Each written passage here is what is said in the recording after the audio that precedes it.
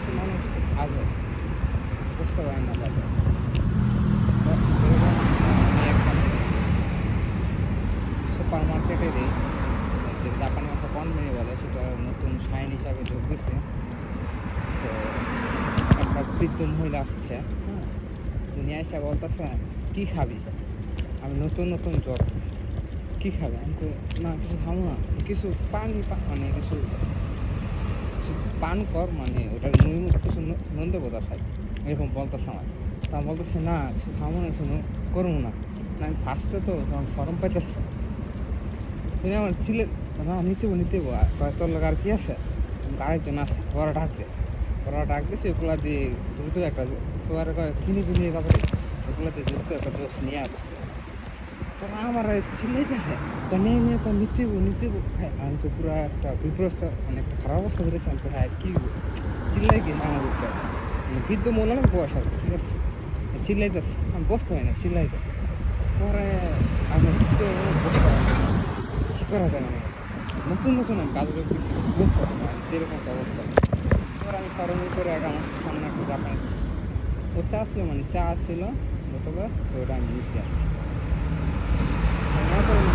ঠিক আছে নিয়ে এখানে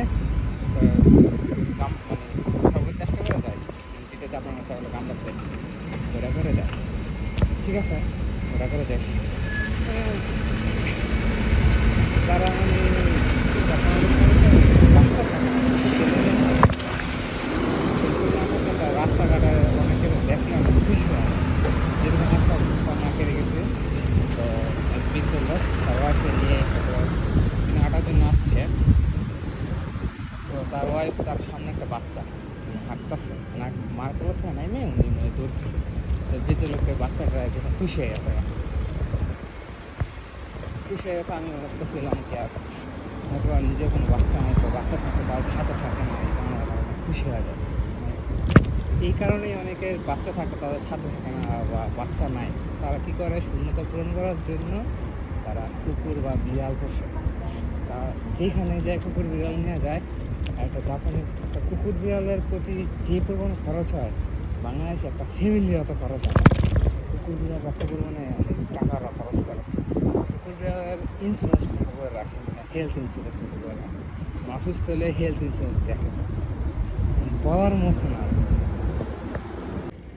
কিন্তু আবার বলবো যে জাপানে সব বৃদ্ধরা বা অনেক ভালো জিনিস, সেটাও না।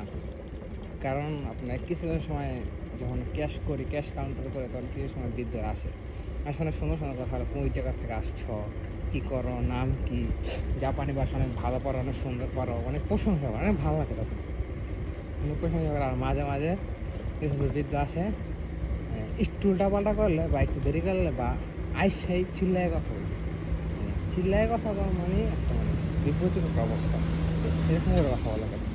আইসাই চিল্লায় কথা বলবো, পুরো মানে ডর দেখা যাবে আইসা।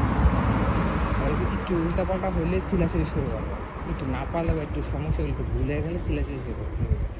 জাপানের বৃদ্ধদের মধ্যে আপনার অনেক আগে যেটা বলা আর কি, প্রায় অনেক বছর আগে ওনাদের দাদারা বা বাবারা যারা ছিল, তারা ডাক্তাররা ছিল। দ্বিতীয় বিশ্বযুদ্ধের পরে তারা একটা ভালো হয়েছে আর কি।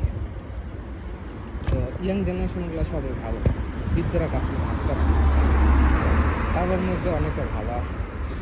আর অনেক সুন্দর কথা বলবো, অনেক কিছু বলবো, তার মধ্যে অনেকে আছে ডাক্তার মনে করবো।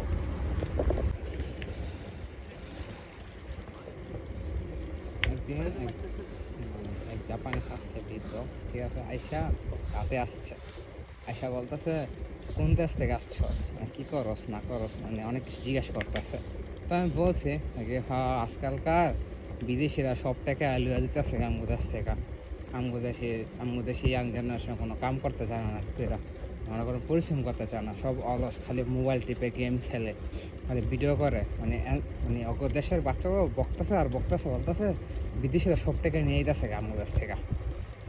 শুনে অবাক হয়ে গেলাম, মানে আরে ভাই আমরা তো কাজ করে নিতেছি না, মানে উনি ওনার কথাই, মানে ওনার দেশের ভালো, মানে বলতেছে আমরা ওদের দেশ থেকে চুরি করতে আইসি, ঠিক আছে, চুরি করে নিয়ে যেতেছি এরকম বলতেছে। তো বললে ঠেলে গেল, কারণ পিছিয়ে কাস্টমার দাঁড়িয়ে রয়েছে, আমরা কিছু বলতে পারলাম না। মানে বলার মতো ছিল এটাই যে আমরা তো পরিশ্রম করতেছি, আমরা তো আপনার দেশের টাকা দিতেছি, আমরা তো টাকা দিয়ে আসছি আপনাদের দেশের, অনেক কিছু বলার মতো ছিল আর কি।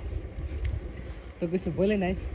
পরে পিছে আর একটা মেয়ে ছিল ইয়াং জেনারেশনে, তো মানে সিরিয়াল দাঁড়া ছিল রাত করে মানে দোকানে একজনই থাকে, তো সিরিয়ালি দাঁড়া ছিল। ওই মেয়েটা এসে কয় মাথায় নিও না, ওই যে দাদার বয়সী তো বইলা ফেলাইছে এগুলো মাথায় নিও না, তুমি তোমার মতো কাজ করো। আমি কই উনি দিয়া গেল আরেক কথা, আর উনি বলে মাথায় নিতে না। মানে এক একজন মানে এক এক রকম। তো উনি ভালোই বলছে মাথায় নিতে, না বলছে কিন্তু মাথায় নেওয়ার মতো কথা না। আর উনি বলছে ওনারা জেনারেশন অনেক লোকেরা অনেক পরিশ্রমগত, ঠিকই আগের জেনারেশনে বাচ্চা থাকা এই যা বৃদ্ধবন্ধ প্রচুর পরিশ্রম করতো, এখনও বৃদ্ধরা এসে পরিশ্রম করে, ইয়াং জেনারেশন অত পরিশ্রম করতে চায় না। এই কারণে সেই কথা বলে উনি বলে গেছে আর কি।